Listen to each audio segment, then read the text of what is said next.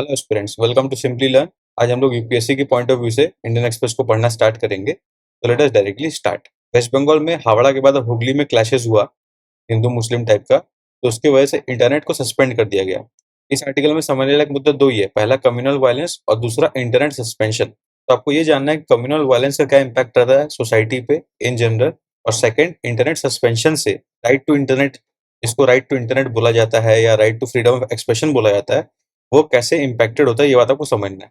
अब next article पे आते हैं। नेक्स्ट आर्टिकल ये है कि ISRO has been successful in testing an experiment which is known as reusable launching vehicle autonomous landing mission RLV LEX. आपको एग्जाम में इसे पूछ सकता है आरएलवी लेक्स क्या है, तो आपको पता होना चाहिए कौन से ऑर्गेनाइजेशन का, इसरो का है। ये एक्सपेरिमेंट कहाँ पे टेस्ट हुआ था? एरोनॉटिकल टेस्ट रेंज में, जो कि कर्नाटका के चित्रदुर्ग डिस्ट्रिक्ट में है। ये भी आपसे पूछा जा सकता है प्रीलिम्स का क्वेश्चन की तरह। अब रीयूजेबल लॉन्च व्हीकल का सिग्निफिकेंस क्या है? देखिए, ये न्यू एज का लॉन्च व्हीकल है। इंडिया इसके थ्रू स्पेस एक्सपेडिशन की कॉस्ट को काफी कम कर सकता है अगर we are able to use reusable rockets into space.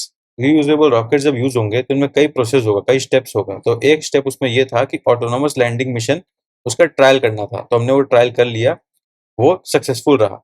तो इंडिया के इस एंडेवर में ये बहुत बड़ा अचीवमेंट है। तो साइंस एंड टेक के पॉइंट ऑफ व्यू से ये इंपॉर्टेंट आर्टिकल है। इसमें दो तीन प्रीलिम्स की बातें होती है इंपॉर्टेंट, जो मैंने बता दिया आपको, वो आप रिवाइज कर सकते हो नेक्स्ट ईयर प्रीलिम्स के लिए। अब नेक्स्ट आर्टिकल, जो इंपॉर्टेंट आर्टिकल ये है कि जैसा कि आप लोग जानते हो, लिथियम रिजर्व हमें मिला है। इन्फर्ड लिथियम रिजर्व मिला जम्मू एंड कश्मीर में 5.9 मिलियन टन के लगभग, रियासी डिस्ट्रिक्ट में। तो अभी इसमें अपडेट ये है कि चिली जो देश है, उस देश में कंपनी है एसक्यूएम। तो वर्ल्ड का ये second largest global lithium producer SQM. SQM Australia को भी हेल्प कर रहा है अपना लिथियम एक्सट्रैक्ट करने में। तो सिमिलरली वो ऑफर किया इंडिया को कि वो भी उसको लिथियम एक्सट्रैक्ट करने में हेल्प कर सकता है। तो इसमें एग्जाम पॉइंट ऑफ व्यू से जानने लायक बात क्या है? दो बात। फर्स्ट ये कि इंडिया में लिथियम कैसे मिलता है। इंडिया में लिथियम मिलता है मिनरल फॉर्म में। चिली में कैसा मिलता है? सॉल्ट पैन के फॉर्म में। ऑस्ट्रेलिया में कैसे मिलता है? मिनरल फॉर्म में। तो ये हो गया पहला क्वेश्चन कि लिथियम किस फॉर्म में इंडिया में मिलता है? मिनरल फॉर्म में। सेकेंड इंपॉर्टेंट बात ये है, लिथियम का लार्जेस्ट रिजर्व जो है वो चिली में, मोस्ट रिजर्व लिथियम का चिली में फाउंड होता है। ये हो गया इंपॉर्टेंट बात। फिर लिथियम आयन बैटरी का यूज किस टाइप का है? देखिए, लिथियम आयन जो है रिचार्जेबल बैटरी है। ये पावर करता है इलेक्ट्रिक व्हीकल्स को, लैपटॉप्स को और मोबाइल फोन्स को। ये सारी बातें इंपॉर्टेंट हो गई। एक जनरल साइंस का बात यह है कि lithium is a white alkali metal, जो एक वाइटल इंग्रेडिएंट है लिथियम आयन रिचार्जेबल बैटरीज में। तो ये चार बातें आपको इस पूरे आर्टिकल से पढ़नी है। ये mainly prelims point of view से इंपॉर्टेंट है। मेंस में से ये क्वेश्चन पूछ सकता है कंबाइंड करके कि इंडिया में कौन कौन से इंपॉर्टेंट मिनरल्स मिलते हैं और उसको इंडिया एक्सट्रैक्ट कैसे कर सकता है। पर ये अभी इतना डेवलप नहीं हुआ है क्वेश्चन। जैसे आपको पता होगा, कुछ टाइम पहले वेनेडियम भी हमें मिला था अरुणाचल प्रदेश में। तो ऐसे कुछ कंबाइन करके कॉमन क्वेश्चन बना सकता है यूपीएससी, जिसको हम लोग कुछ टाइम बाद देखेंगे जब ये एक बड़ा मुद्दा बन जाएगा तब। ठीक है, तो अभी के लिए प्रीलिम्स के लिए आर्टिकल इंपॉर्टेंट है, उस पॉइंट ऑफ व्यू से इसको देखेंगे। अब देखिए, इंडियन डायस्पोरा के पॉइंट ऑफ व्यू से एक इंपॉर्टेंट आर्टिकल ये है, अमेरिकन जीविश कम्युनिटी एजेसी जो है, उसके पॉलिसी ऑफिसर ने क्या किया, एक लेटर लिखा यूएस के इमिग्रेशन अथॉरिटीज को, और उनको बोला कि जैसे अब कुछ इंडियंस लोग जो यूएस में जॉब खो चुके ले ऑफ के कारण टेक्निकल कंपनीज में, उनको 2 महीने का ग्रेस पीरियड मिला है H1B वीजा के अंदर।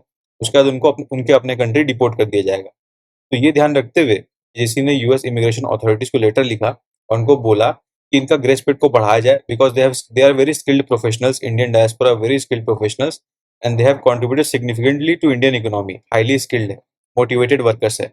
ऐसे वर्कर्स मिलना आपको मुश्किल है। तो ये हल्का पॉजिटिविटी बताते हुए इंडियन डायस्पोरा के लिए उन्होंने ये रिक्वेस्ट किया। तो Indian diaspora point of view से सिग्निफिकेंट डेवलपमेंट है, जो मेंस में आप यूज कर सकते हो सॉफ्ट पावर की तरह। Soft power of significance, Indian diaspora has a good reputation with local communities there. ये बात आप ध्यान रख सकते हो। अब सेकंड बात यह है कि अमेरिकन जीविश कमेटी क्या है। वो मोस्ट इन्फ्लुएंशियल ग्रुप्स है यूएस में, जिन्होंने लॉबी किया इंडियन इंटरेस्ट को पास्ट में भी।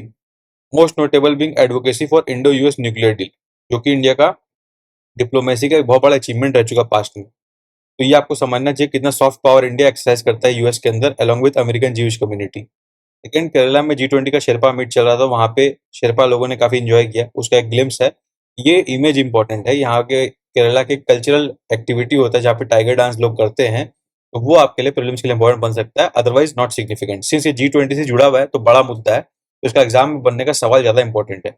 उस नजरिए से इसको देखिएगा। अब एक इंपॉर्टेंट आर्टिकल वाईकॉम सत्याग्रह के ऊपर है। तो वाईकॉम सत्याग्रह क्या था, मॉडर्न इंडियन हिस्ट्री में इंपॉर्टेंट मुद्दा है। सिंस अभी रिसेंटली केरला तमिलनाडु के पॉलिटिशियन लोग इसमें इन्वॉल्व हुए, उन्होंने उस चीज को ध्यान रखा 1923 के वायकोम सत्याग्रह को, जहां पे टेम्पल एंट्री, लोअर कास्ट के लिए बेसिकली टेम्पल एंट्री के लिए मूवमेंट था ये वाला। तो इसके बारे में आपको हल्का अवेयरनेस होना चाहिए मॉडर्न हिस्ट्री के पॉइंट ऑफ व्यू से। तो ये प्रीलिम्स का एक क्वेश्चन बन सकता है और मेंस में भी एक पार्ट बन सकता है वायकोम सत्याग्रह के ऊपर, बट नॉट दैट सिग्निफिकेंट। अब नेक्स्ट हम लोग वर्ल्ड पेज पे आते हैं। वर्ल्ड पेज में क्या है, इजराइल में प्रोटेस्ट चल रहा है, सभी को पता है कि वहां के प्राइम मिनिस्टर का जो जुडिशियल ओवरहॉल का मिशन था उसको बायकॉट करते हुए वहां के लोगों ने काफी प्रोटेस्ट किया। उसके ऊपर ये कंटिन्यूएशन चल रहा है, तो उसका अपडेट है, एग्जाम के लिए not at all important. Important मुद्दा ये है कि रशिया ने यूएनएससी का प्रेसिडेंसी ले लिया इस साल, क्योंकि एवरी मंथ रोटेशन बेसिस पे चलता है, तो यूएनएससी प्रेसिडेंसी इस बार रशिया के पास है। तो ये प्रीलिम्स के लिए इंपॉर्टेंट अपडेट है। आपको पता होना चाहिए कि इसराइल ने अभी रिसेंटली कल के दिन में सीरिया के होम्स प्रोविंस पे स्ट्राइक किया। ठीक है, अब ये क्यों इंपॉर्टेंट है, क्योंकि सीरिया जो है उसको जनरली ईरान का सपोर्ट मिलता है और उस रीजन में ईरान जो है उससे इसराइल को प्रॉब्लम है। तो ये 2011 से ये कॉन्फ्लिक्ट चल रहा है सीरिया के अंदर, इसमें 9वीं बार इसराइल ने ये स्ट्राइक किया है। बस आपको इतना पता चलना चाहिए कि सीरिया ईरान के सपोर्ट में रहता है और इसराइल को ये बात पसंद नहीं है। इंटरनेशनल अवेयरनेस की तरह से आपको ये हल्का हाईलाइट आइडिया होना चाहिए। अब यूएस में टोर्नेडो आया था कल, आपको पता है, उसमें अपडेट ये है कि 27 लोग अभी तक मर चुके हैं। अभी यूके के इंटीरियर मिनिस्टर ने बताया कि रवांडा जो है वो यूके में आए हुए जितने भी माइग्रेंट्स हैं जिनको रीसेटल करना है, रवांडा उनके लिए सेफ प्लेस है, उनको टाइमली रीसेटल किया जाएगा। तो रवांडा इसलिए इंटरनेशनल रिलेशन में इंपॉर्टेंट मुद्दा हो जाता है, इसका मैपिंग बन सकता है, इसके आसपास की कंट्रीज कौन कौन से हैं, इसका सिग्निफिकेंस का एक दो बार पढ़ लीजिएगा आप लोग। फिर इकोनॉमी पेज में मुद्दा क्या है, इंडिया ने एक्सपोर्ट कर्व्स को बढ़ा दिया है पेट्रोल और डीजल पे। इसका मतलब इंडिया पेट्रोल डीजल से रिलेटेड वाले चीजों को एक्सपोर्ट में थोड़ा रुकावट पैदा कर रहा है। ये किस लिए कर रहा है, to ensure availability of refined fuels for domestic market. क्योंकि देखिए आपको पता है कि पेट्रोल डीजल रिफाइंड फ्यूल है, तो हमें current internal domestic transportation usages के लिए भी ये चाहिएगा, तो वो इंश्योर करने के लिए हमारे पास अवेलेबल रहे, इसलिए हमने उसके एक्सपोर्ट पे कब्ज लगाया है। इसका इम्पैक्ट क्या होगा, इसका इम्पैक्ट ये हो सकता है कि कुछ इंडियन रिफाइनर्स उनको डिस्करेज करेगा बाई करे Russian fuel for re export to other countries like European countries. European लोग जो है वो रशिया से खरीदना माल छोड़ दिए हैं, क्योंकि रशिया यूक्रेन इन्वेजन किया है, तो लोग इंडिया के थ्रू इंपोर्ट करते हैं। प्राइवेट कंपनी इस चीज को लिवरेज कर रही थी सब्सटैंशियल बेनिफिट बनाने के लिए, और इससे डोमेस्टिक मार्केट को फर्क पड़ रहा था। इसी को इंश्योर करने के लिए इस पे कर्व लगाया गया ताकि डोमेस्टिक मार्केट सफर ना करे। ये इंपॉर्टेंट एस्पेक्ट होगा समझने के लिए, मेंस के पॉइंट ऑफ व्यू से आपका अंडरस्टैंडिंग बनेगा। तो बस यही था आज के न्यूज़पेपर में। आई होप आपको इनिशिएटिव अच्छा लगा हो। If you like the initiative, तो चैनल को लाइक करें, सब्सक्राइब करें। तब तक के लिए best wishes for the examination.